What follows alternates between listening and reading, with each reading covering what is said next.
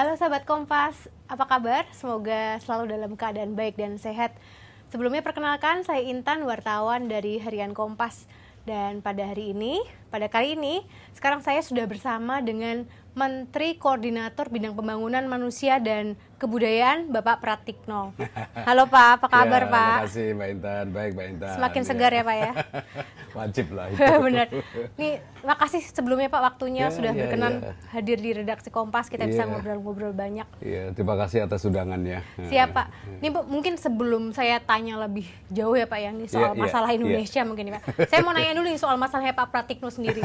Pak, mungkin banyak orang mungkin nggak tahu ya Pak ya soal Menteri Koordinator Bidang Pembangunan Manusia dan Kebudayaan itu apa aja sih Pak? Nah ini mungkin boleh dijelaskan dulu cakupan bidang yang memang ditangani atau mungkin dibawahi oleh Kemenko PMK ini apa sih Pak? Ya, ini kami sesuai dengan nama kementeriannya ya, Kementerian Koordinator Bidang Pembangunan Manusia dan Kebudayaan.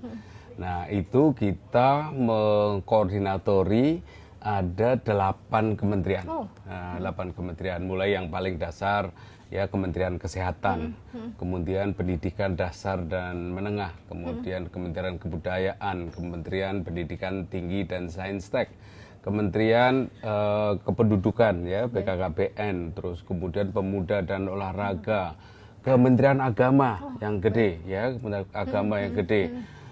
Terus kemudian ada satu lagi lupa saya tadi, jadi Kementerian Kebudayaan sudah, PPPA, Pemberdayaan Perempuan dan Perlindungan Anak. Jadi ada 8 ya, ada 8 kementerian. Jadi ya cukup banyak. Di luar itu ada lembaga lah ya. Oh, benar. Ada lembaga yang besar itu adalah BNPB urusan kebencanaan, selain halal dan lain-lain. Ya. Pak, ini kan 8 kementerian, belum termasuk lembaga, kan sangat besar ya Pak. Ini gimana caranya mengkoordinatori semua kementerian dan lembaga ini Pak? Ya, kita berusaha untuk membuat terobosan ya, dengan mengembangkan yang kami sebut dengan Precision Policy Dashboard. Jadi kita dalam proses untuk mengakumulasi data, terus kemudian kan ada alat bantu teknologi namanya kecerdasan artificial untuk mengorganisir data, memberikan saran kepada kita, sehingga kita bisa melacak masalah ada di mana, terus kemudian intervensinya cocok nggak, pas nggak dengan masalahnya. Karena kami itu sebagian besar quick win Bapak Presiden Prabowo itu ada di dalam koordinasi kami. Oh, benar. Seperti kalau kesehatan itu cek kesehatan gratis, kemudian penurunan prevalensi TBC, terus kemudian revitalisasi sekolah, sekolah unggul Garuda itu juga ada di kita. Belum lagi nanti ada tambahan penurunan stunting, penurunan digitalisasi pendidikan, itu juga ada di kita, penurunan TBC, prevalensi TBC itu juga, ini quick win yang berada dalam koordinasi kami. Nah oleh karena itu kami, ini kompleks banget ya, cakupannya lebar, oleh karena itu kita mensinergikan data, terus kemudian kita dibantu oleh teknologi digital, khususnya kecerdasan buatan, sehingga kita bisa nantinya membantu kita untuk melakukan orkestrasi. Intinya kan orkestrasi. Benar. Orkestrasi ini bukan hanya di hilir pelaksanaan ya, termasuk di hulu, di planning, di budgeting, sehingga kemudian intervensi itu lebih tepat kepada di mana permasalahan berada. Supaya efektif, efisien, dan gak jalan satu-satu ya Pak ya? Iya, itu dan kenapa juga ada kan Kemenko PMK. Kayak kita harus mengorganisir bukan hanya kementerian, tetapi juga organisasi-organisasi non-pemerintah. Misalnya kalau kita menangani bencana, kan bukan hanya BNPB, bukan hanya Pemda, bukan hanya kementerian-kementerian, tetapi kan juga banyak sekali relawan, organisasi sosial yang juga harus disinergikan, begitu kira-kira. Pak, mungkin sebelum saya mau tanya lebih lanjut soal cek kesehatan gratis, TBC dan lain-lain, saya mau tanya dulu Pak, nih memang goal soal pembangunan atau mungkin pembangunan manusia dan kebudayaan itu apa sih Pak sebenarnya Pak? Kalau kita bahas sendiri soal core-nya pembangunan manusia nih. Ya kalau kami kan fundamentalnya itu kita sering sebutnya adalah kita harus membangun manusia Indonesia yang sehat. Tetapi sehat di sini bukan hanya masalah fisik, sehat fisik, sehat mental juga sehat moral. Misalnya sehat mental, sehat moral itu sehat fisik banyak kementerian kesehatan, bahkan kementerian kesehatan juga masuk sehat mental. Tetapi juga sehat moral, misalnya Kementerian Agama, ya, juga PPPA misalnya, ya. Jadi kita prinsipnya adalah manusia sehat fisik, moral dan mental, itu fundamentalnya. Tetapi lebih dari itu juga kemudian harus punya kompetensi. Ini punya kompetensi. Nah, kompetensi ini kan dibangun oleh Kementerian Pendidikan Dasar dan Menengah, Kementerian Pendidikan Tinggi, dan seterusnya, termasuk Kementerian Agama yang mengurus pendidikan mulai dari TK, madrasah ya, sampai kepada pendidikan tinggi di UIN itu. Jadi ini ini menjadi fundamental kita untuk sehat dan kompeten. Yang saya sering sebutnya bahwa kita mencetak manusia yang sehat secara fisik, moral, dan mental, kemudian kompeten, dan yang terakhir kontributif. Ya, kontributif untuk memecahkan permasalahan. Ya, itulah human development ya, dan berbasis berakar kepada kebudayaan Indonesia. Gitu.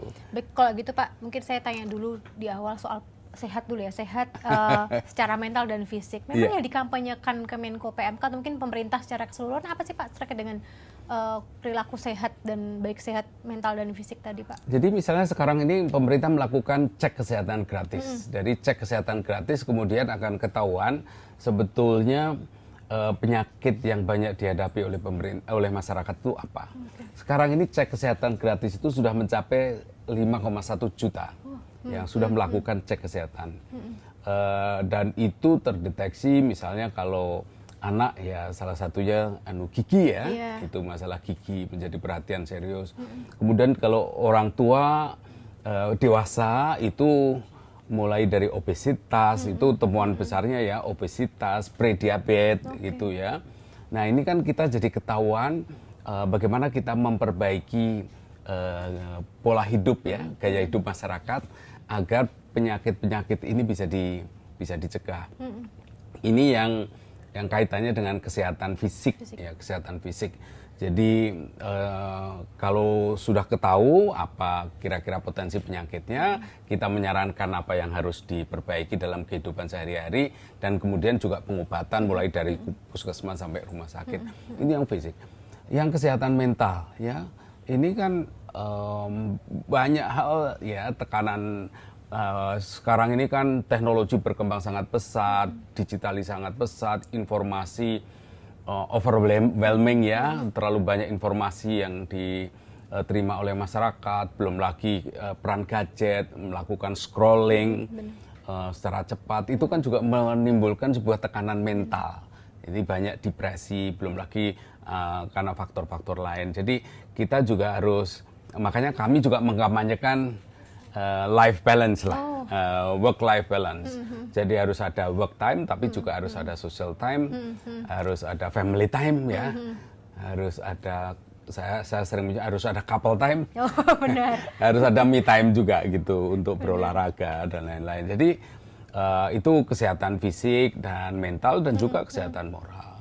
Jadi kita juga harus menjaga misalnya isu pornografi, isu kekerasan.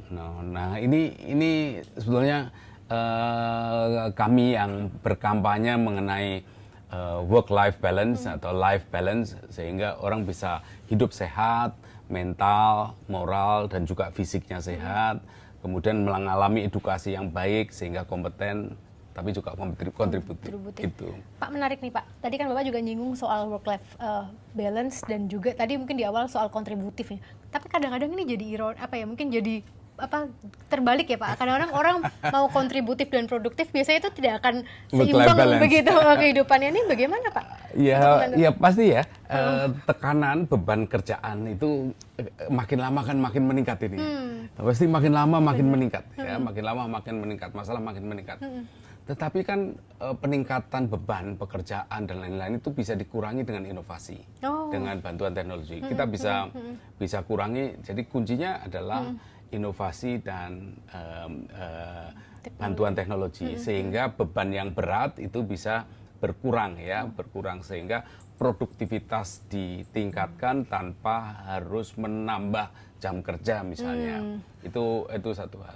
Kalau saya juga kalau saya ya termasuk kategori orang yang sibuk dalam jam kerja begitu ya, kadang-kadang saya hybrid. Jadi kalau di kantor saya buka komputer, saya rapat dengan staf itu sambil itu, jadi sepeda statik saya kasih sepeda statik saya kasih meja ya, gitu gitu, atau berdiri sambil rapat dengan staf, berdiri pakai bosu gitu, gitu bola yang sepertiga itu kita balance sambil angkat-angkat dumbbell begitu, gitu. Tamunya pulang ya kita push up gitu. Ini harus sedia baju banyak ya Pak ya, jadi karena pasti keringat tuh sebentar itu. Jadi ya kalau pagi-pagi ya sempatkan berolahraga. Nah, kebetulan saya tinggal di apartemen, masih nyewa di apartemen, jadi pagi-pagi di apartemen ada kolam renang ya, renang gitu. Jadi kalau enggak ya jogging, jalan kaki dan seterusnya. Tapi maksud saya adalah hanya butuh membiasakan diri aja. Jadi di satu sisi kita harus membiasakan diri hidup sehat, di sisi lain produktif dengan inovasi dan dukungan teknologi. Jadi nggak trade off begitulah antara produktivitas dengan work-life balance itu nggak trade off. Nggak trade off lah, kita bisa dua-duanya bisa jalan. Yang penting mau menyediakan waktu atau tidak, mungkin itu juga ya Pak ya. Iyalah, mau mendisiplinkan diri, tapi pengalaman saya begitu kita biasa sudah edik lah. Sudah edik gitu. Kan semakin tua kan semakin butuh bergerak, exercise. Benar. Padahal semakin tua semakin malas sih biasanya lah. Ini jadi alasan. Tua harus work life balance ya. Pak, ini mungkin tadi juga Bapak sampaikan soal penggunaan teknologi gitu ya Pak. Ini kan Pak Presiden kan sempat sampaikan juga itu kan yang soal revitalisasi ke sekolah juga digitalisasi pembelajaran. Itu boleh nggak sih Pak dijelaskan? Ini kan kita masalah Indonesia kan cukup luas ya Pak, apalagi daerah-daerah yang mungkin belum ada internetnya nih, untuk melihat revitalisasi sekolah dan digitalisasi pembelajarannya apakah memungkinkan juga Pak dilakukan di daerah-daerah? Jadi untuk revitalisasi sekolah itu adalah terutama sekali adalah perbaikan infrastruktur sekolah dan fasilitas-fasilitas dasar sekolah. Ya fasilitas dasar itu mulai ruang kelas, toilet, itu lapangan, fasilitas olahraga, fasilitas dalam kelas dan seterusnya. Itu ada revitalisasi besar-besaran di seluruh Indonesia. Itu satu hal. Hal lain kan peningkatan kualitas pembelajaran dengan program digitalisasi. Memang Indonesia ini kan beragam ya, beragam. Kita ada Jakarta pun cukup beragam gitu. Tapi kemudian ada pelosok yang nggak ada listriknya, nggak ada internetnya. Ya kita harus punya pendekatan yang berbeda ya. Misalnya digitalisasi pembelajaran supaya kita bisa melakukan edukasi memanfaatkan teknologi digital, konten-kontennya bisa terstandarisasi secara nasional, apalagi kalau menggunakan smart TV dan seterusnya. Nah kalau itu tidaklah listrik, solusinya maka smart TV yang dikirim ke sekolah harus disertai dengan solar panel gitu. Jadi memang nggak ada listrik, tetapi ada solar panel untuk sumber energi TV tersebut. Itu satu. Bagaimana kalau tidak ada internet? Kalau tidak ada internet ya kita jadi embedded di dalam nanti bersama dengan TV itu adalah file storage lah, data storage yang besar. Sehingga sekolah itu bisa memanfaatkan konten-konten tanpa harus internet.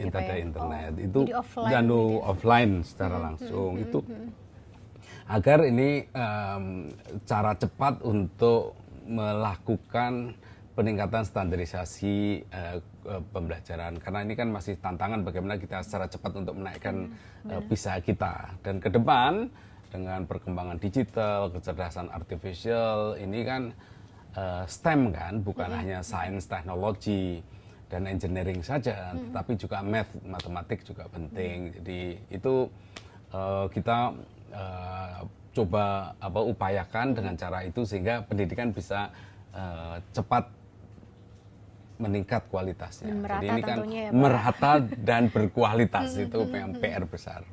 Kalau gitu mungkin ada hitung-hitungan atau mungkin targetnya apa Pak dari dua program ini tadi Pak, baik revitalisasi sekolah maupun digitalisasi pembelajaran ini, target akhirnya apa begitu Pak yang akan dicapai? Education for all.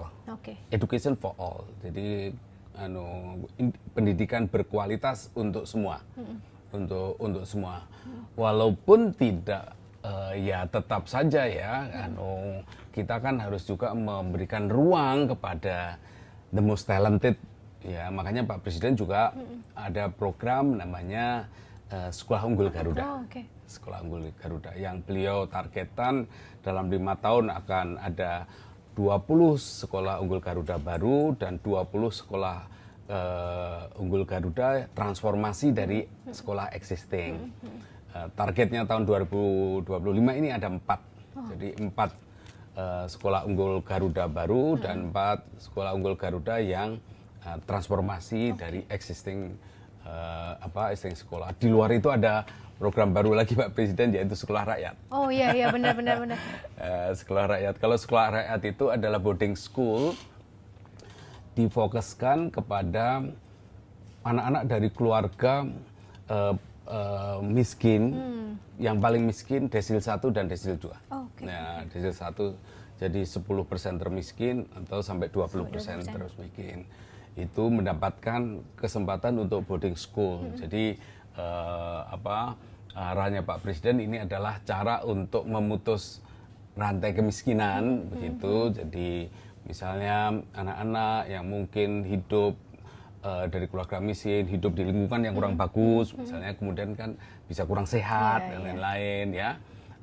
Itu dengan boarding school dia memperoleh lingkungan yang sehat, terus asupan gizi yang baik, kemudian pendidikan yang baik juga untuk memutus rantai kemiskinan. Begitu gagasannya Pak Presiden. Ini kan, tapi Pak soal tadi program sekolah unggul Garuda maupun sekolah rakyat ini kan masih ada pro kontra ataupun pertanyaan di masyarakat ya Pak. Sebenarnya kenapa sih sudah program ini kan kenapa tidak memilih untuk memajukan sistem yang sudah berjalan existing sekarang ini? Itu. Jadi jadi engine yang ada, yang sudah ada diperbaiki. Engine-nya kurang banyak, tambah engine baru lagi gitu. Jadi ya misalnya kami di Kemenko PMK juga misalnya kami punya program untuk mendukung Kemenak terutama ya untuk transformasi pesantren. Jadi bagaimana meningkatkan kualitas dom ya tempat tinggal dari para santri, mulai dari infrastruktur fisiknya, sanitasi dan seterusnya. Karena kan permasalahan kesehatan ini kan bukan masalah asupan gizi. Misalnya contohnya stunting ya. Stunting itu asupan gizi memang berpengaruh, tetapi faktor lingkungan, jadi terutama faktor air, konsumsi air bersih, terus sanitasi, akses terhadap pelayanan kesehatan itu juga penting. Demikian juga halnya dengan transformasi pesantren. Arahnya adalah sehat secara fisik, secara moral, secara mental, kemudian kompetensinya naik. Diharapkan dari situ kemudian kita harapkan untuk lebih kontributif lah kepada masyarakat. Begitu. Jadi kita memperbanyak engine, perbanyak kendaraan supaya target untuk pengentasan kemiskinan, peningkatan kualitas pendidikan ini mestinya lebih banyak lagi lah begitu. Jadi program yang baru berjalan bukan berarti meninggalkan yang sudah berjalan sebelumnya begitu ya, Pak? Tetap kita berkuat di situ. Pak, saya mau kembali ke soal program cek kesehatan gratis. Ya, ini kan Bapak tadi sampaikan sudah lebih dari 5 juta ya Pak. Iya, Cuma kan kalau saya lihat targetnya sebenarnya ini masih jauh dari target yang seharusnya memang di akhir tahun ini bisa nyampe 180 juta, bahkan bisa kalau bisa semua masyarakat bisa juga sudah melakukan cek. Tantangannya apa sih Pak sebenarnya Pak? Ini kok masih banyak masyarakat yang belum mau melakukan pengecekan. Jadi saat ini sedang diupayakan untuk lebih mempermudah dalam artian begini. Kalau tadinya kan dirancang ini basisnya schedulingnya adalah berbasis tanggal lahir, ulang tahun itu ya Pak ya. Tahun. Sekarang dibuka, udah pokoknya silakan aja, gitu, silakan aja. anytime silahkan hadir di puskesmas. Begitu hadir di puskesmas untuk melakukan cek kesehatan, daftar aja gitu tanpa harus dibatasi dengan tanggal kelahiran itu. Nah, yang berikutnya lagi memang tantangan yang lain tentu saja adalah edukasi kesadaran masyarakat. Itu kadang-kadang kan juga takut ya pengen takut kalau ketahuan sakit ya Pak ya. Padahal sebetulnya maksudnya kalau tahu sakitnya bisa diperbaiki bagaimana caranya, gaya hidupnya, jangan sampai karena contohnya itu pre-diabetes itu adalah sesuatu yang sangat serius ya di kita. Jadi sebetulnya kan lebih karena gaya hidup ya, gaya hidup mungkin konsumsi gula, karbo terlalu berlebihan, terus kemudian kurang exercise dan lain-lain. Jadi gaya hidup kayak begitu yang harus diperbaiki. Jadi kita terus-menerus berusaha untuk memperbaiki manajemen. Ini yang lead adalah di Pak Menteri Kesehatan untuk percepatan cek kesehatan gratis itu. Oke Pak, baik Pak. Tadi Bapak juga sampaikan nih soal TBC, ini kan kemarin juga sempat rame-rame ya Pak ya soal vaksin TBC, tapi kenapa kok TBC ini juga masuk sebagai target Pak Presiden gitu Pak, pengentasan TBC ini? Wow, prevalensi TBC tinggi di Indonesia. Kita harus ya dengan penuh keprihatinan kita sampaikan bahwa penderita TBC di Indonesia ini adalah dibandingkan negara lain, kita ini nomor 2 terbesar di dunia setelah India. Baik. Dan kita nggak mau menjadi nomor 1. Benar. Kita harus turun secepat-cepatnya. Dan kita dihadapkan pada tantangan yang cukup berat karena setiap tahunnya itu ada 1 juta lebih ya, 1.090.000-an misalnya kasus 2024 kasus tambahan TBC. Nah ini dan memang waktu COVID itu kan ini kan penyakit paru-paru juga gitu. COVID kemarin itu diduga juga menghambat orang untuk berobat ke rumah sakit karena takut COVID dan seterusnya. Dokternya juga sibuk karena dokter paru-paru menangani COVID dan lain-lain. Jadi ini yang harus kita percepat untuk tangani secara serius. Tentu saja ini juga sebetulnya akses terhadap pengobatan sudah kuat di puskesmas di seluruh Indonesia ya, pengobatannya tersedia, pengobatannya gratis begitu. Tapi lebih dari itu kan kedisiplinan untuk mengkonsumsi obat. Karena kan pengobatannya bisa 3 bulan, bisa 6 bulan sampai 2 tahun ya. Dan setiap hari setahu saya Pak. Oh iya, setiap hari harus itu dan harus disiplin. Kalau putus bisa harus kembali lagi gitu. Apalagi kalau putus kemudian mengakibatkan multi drug resistance ya. Itu lebih berat lagi gitu. Jadi ini butuh kerja keras bersama, edukasi masyarakat juga penting, pengobatan ya tentu saja, tetapi juga perbaikan infrastruktur ya, misalnya rumah berjendela dapat exposure dan seterusnya, sirkulasi udara baik itu kan juga dan bersedia untuk cek. Ya, kembali lagi untuk cek. Iya, kesehatan gratis itu juga makanya cek. Makanya kita ini Kemenkes juga sedang mempercepat untuk memanfaatkan infrastruktur yang digunakan dulu pada waktu COVID. Untuk TBC ini. Jadi itu akan juga mempercepat. Jadi memang isu ini dari sisi pelayanan kesehatan ya, tapi dari sisi kesadaran masyarakat menjadi sangat penting. Ada lagi nggak sih mungkin upaya-upaya lain soal TBC ini Pak yang mungkin juga didorong pemerintah gitu sekarang ini yang lagi ya itu salah satu yang diharapkan bukannya untuk Indonesia, ini untuk dunia ya. Begitu penyakit-penyakit penularan besar kayak begini kan juga vaksin gitu ya. Ada debat mengenai itu, tetapi dalam sejarah pengobatan penyakit-penyakit dunia kan juga vaksin sangat penting, sebagaimana dulu kita dihadapkan pada COVID kan, kemudian kan bisa penurunan cepat kan juga karena vaksin. Jadi kita harapkan ini juga akan bisa menjadi sebuah solusi. Tapi ini bukan hanya Indonesia, ini adalah sebuah agenda global. Ini justru Indonesia global. Berkontribusi. Iya, kita berkontribusi untuk menyelesaikan masalah global Dan itu bukan sebagian besar, cukup besar berada di kita karena kita urutan kedua setelah India. Ya. Ini saya masih mau nanya soal masalah kesehatan karena kayaknya masalah kesehatan cukup rumit ya Pak ya. Ini saya juga mau nanya soal stunting, tadi Bapak juga sampaikan ya Pak ya, soal stunting, karena stunting ternyata nggak cuma soal gizi tapi banyak hal yang ada berpengaruh di situ. Sebenarnya kalau gitu Pak, targetnya seperti apa sih Pak? Apakah masih sama? Ini kan kemarin kalau kita mau belajar dari yang sebelumnya kan kita masih belum mencapai target 14% yang sebelumnya memang ditargetkan gitu. Nah ini sekarang seperti apa Pak nih soal target dan upaya percepatan gitu? Iya. Jadi stunting ini jadi kita sebetulnya telah mengalami penurunan cukup signifikan cukup signifikan. Tahun 2018 itu kita pada posisi 30,8 kalau tidak salah ya. Tahun 18 itu 30,8. Terus tahun 2023 kita sudah turun menjadi 21,5. Itu udah turun cukup signifikan. Itu tahun 2023. Nah, tahun 2024 kemarin yang surveinya baru saja selesai akan diumumkan segera nanti dalam waktu dekat akan diumumkan. Insya Allah akan ada penurunan dari 21,5 itu. Jadi sudah mengalami penurunan. Tetapi memang kita harus melakukan upaya penurunan lebih serius dalam stunting ini. Karena apa?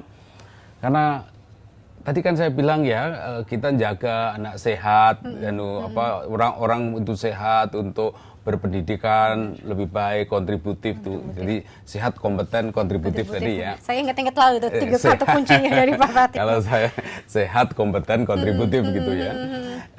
Tetapi fundamentalnya itu kan pada jangan sampai stunting. Benar. Begitu stunting itu artinya apa, pertumbuhan otak juga nggak maksimal, nggak optimal. Itu artinya juga kita akan kesulitan untuk mendapatkan SDM yang berkualitas. Jadi penurunan stunting itu menjadi sangat penting. Nah, penurunan stunting ini memang tantangannya adalah bagaimana kita menjaga terutama sekali 1000 hari kehidupan, mulai dari hari pertama kehamilan itu yang harus dijaga. Cuma kan harus dimulai sebelum kehamilan juga. Jadi makanya terutama gadis, remaja putri itu harus terutama cukup zat besi dan kebutuhan gizi yang baik. Itu menjadi sangat penting. Terus kemudian juga menghindari pernikahan dini gitu. Karena pernikahan dini juga punya kontribusi terhadap nanti kalau hamil stunting, berisiko lebih besar. Kemudian hari pertama kehamilan, bagaimana kita menjaga nutrisi dari ibu yang hamil. Dan juga jangan sampai ibu hamil mengalami sakit tanpa cepat diobati. Nanti juga berisiko, tambah risiko stunting. Kelahiran, asupan gizi, ASI ya, menjaga ASI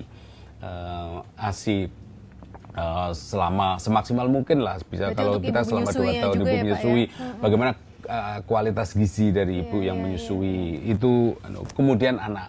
Jadi yang titik krusialnya adalah 1000 hari kehidupan pertama ini menjadi titik krusial. Cuma isunya sekali lagi bukan hanya nutrisi, bukan hanya pelayanan kesehatan. Yang juga fundamental adalah konsumsi air, konsumsi air yang baik, yang bersih, kemudian sanitasi juga berpengaruh itu, karena kalau konsumsi air tidak bagus, sanitasinya nggak bagus, juga banyak yang draining ya, asupan gizinya. Ini hal-hal yang dan semua ini juga fundamentalnya adalah literasi masyarakat. Literasi masyarakat. Jadi oleh karena ini menjadi PR kita bersama, mengaktifkan posyandu semaksimal mungkin, kemudian kayak makan bergizi gratis bukan hanya untuk anak sekolah, tetapi juga untuk ibu hamil, ibu menyusui. Ini juga hal-hal yang menjadi PR kita lah. Ya tantangan, tapi ya semangat ya, karena ini untuk kerja untuk kemanusiaan ya, benar, untuk kemanusiaan itu. Dan harus semuanya digerakkan bersama itu ya Pak. Iya, semuanya harus digerakkan bersama, digerakkan bersama. Baik, Pak, pertanyaan terakhir dari saya nih Pak, yang mungkin juga jadi keresahan banyak masyarakat Indonesia yang sekarang kan lagi banyak usia produktif ya Pak ya. Iya. Tadi Bapak juga sampaikan harus ada kontributif juga itu ya yang penting. Nah, tapi masalahnya sekarang ini kita dihadapkan dengan masalah tingkat pengangguran yang tinggi, terutama juga di kalangan usia muda begitu Pak. Nah ini gimana nih Pak, mungkin dari peran Kemenko PMK sendiri atau mungkin pemerintah ya Pak ya, terkait dengan pendidikan dan juga mungkin dunia kerja ini seperti apa mungkin Pak, supaya kita bisa mengatasi juga nih masalah Memang kalau dari sisi supply side-nya ya, dari sisi supply side-nya kan kita harus membuka peluang pekerjaan sebesar-besarnya itu di luar tanggung jawab kami di Menko PMK gitu. Memang kita menyadari juga bahwa tantangannya juga berat ya. Tantangannya berat, ekonomi dunia sedang slow down begitu ya. Kemudian perang dagang dan lain-lain, disrupsi teknologi, otomasi yang juga new job ya, pekerjaan-pekerjaan baru, tetapi tapi ada pekerjaan juga yang hilang. Jadi kalau kami dari sisi Kemenko PMK adalah menyiapkan SDM-nya. SDM-nya. Bagaimana satu, kita memang employability dan entrepreneurship menjadi goal penting di dalam seluruh lapis pendidikan kita gitu. Jadi menyiapkan orang-orang produk-produk pendidikan yang lebih punya daya kompetisi di dalam pasar kerja dan mampu untuk berwirausaha, itu menjadi goal yang sangat penting. Nah, tantangannya memang di dunia pendidikan, dunia terus terdisrupsi. Banyak job yang lost juga, banyak jenis pekerjaan yang hilang. Ya, saya kira di dunia media kan begitu juga. Benar sekali Pak, kayak semuanya pasti disrupsi terjadi. Terdisrupsi kan. Jadi banyak job yang lost. Nah, bagaimana kita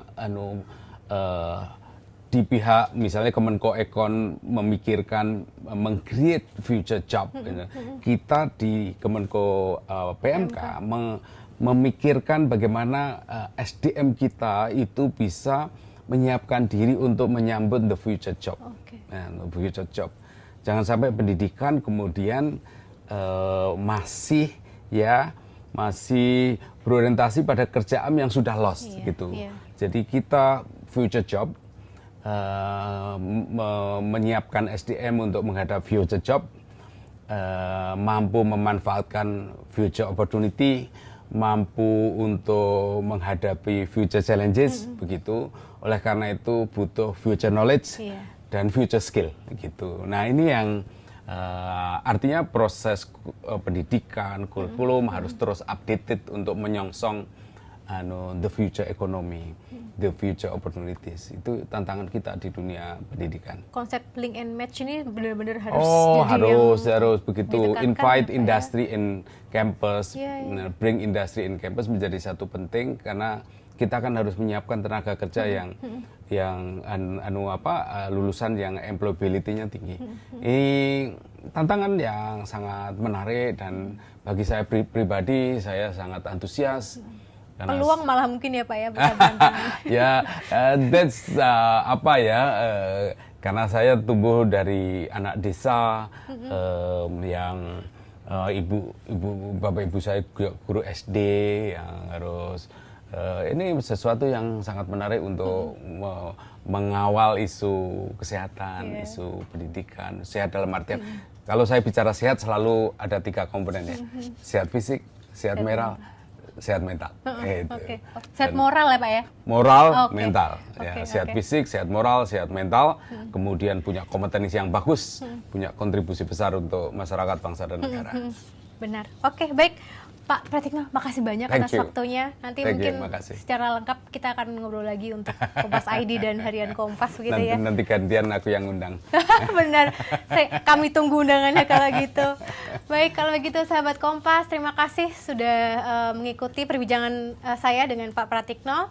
Untuk berita lengkapnya atau mungkin lengkap dari pembahasan kita bisa dilihat di Kompas ID dan Harian Kompas. Terima kasih. Makasih banyak. Makasih, thank you. Makasih.